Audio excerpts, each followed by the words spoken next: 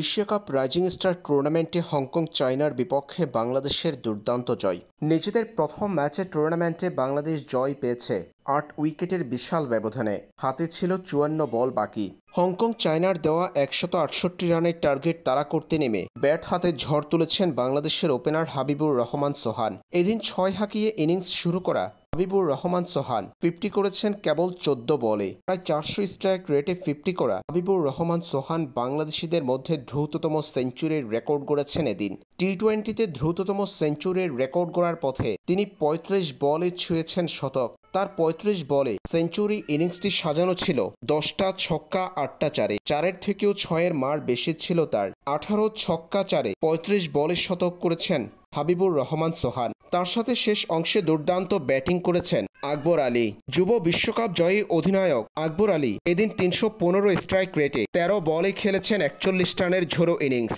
তার ১৩ বলে ৪১ রানের ঝোড়ো ইনিংসে ছিল ৬টা ছক্কা। এছাড়াও জিশানের ব্যাট থেকেও এসেছে ৪-এর মার। সব মিলিয়ে হংকংকে হারানোর পথে সোহানের দ্রুততম সেঞ্চুরিতে বাংলাদেশের জয়ের এই ইনিংসে ছিল ১৬ ছক্কা ১২ চার।